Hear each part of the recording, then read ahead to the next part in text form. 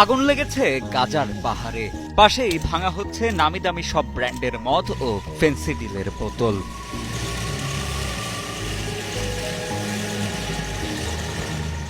চলছে মাদক ধ্বংসকরণের কর্মযজ্ঞ। কিছু কিছু সাক্ষাৎকারে এসছে মাদকাসক্তকে যখন জিজ্ঞেস করছে আপনি কি পরিমাণ মাদক সেবন করেন, এবং প্রশ্নে এক পর্যায়ে তারা বলে আরো পেলে আরো খেতাম, অর্থাৎ চাহিদাটি অসীম। বিভিন্ন সময়ে বিজিবি দ্বারা আটক ও জব্দকৃত মোট 4 কোটি 7 লাখ টাকার মাদকদ্রব্য ধ্বংস করেছে বিজিবি।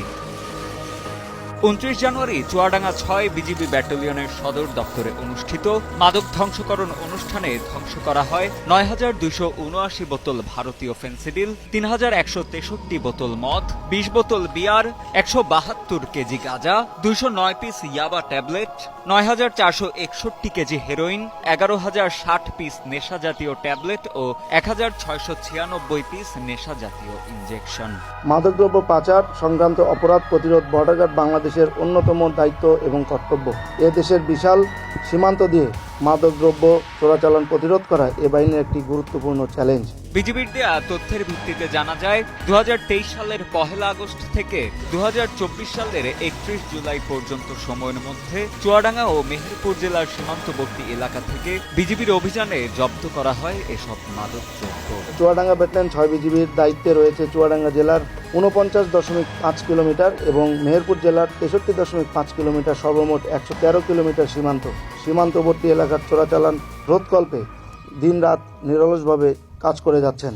অনুষ্ঠানে প্রধান অতিথির বক্তব্যে বিজিবি কুষ্টিয়া সেক্টরের commander colonel Maruful Abedin BGM বলেন, মাদক নির্মূলে সবাইকে আরও বেশি সোচ্চার হতে হবে। মাদকের চাহিদা কমলে মাদক ব্যবসায়ীরা নিজেরাই একসময় মাদক আনতে নিরুৎসাহিত হবে। এত ছোট ছোট পুরিয়ার মাধ্যমে, ছোট ছোট প্যাকেটের মাধ্যমে মাদকের আসার সুযোগ আছে, যে মাদককে সম্পূর্ণরূপে নিয়ন্ত্রণ করতে হলে দেশের অভ্যন্তরে মাদকের চাহিদাকে নিয়ন্ত্রণ করতে হবে।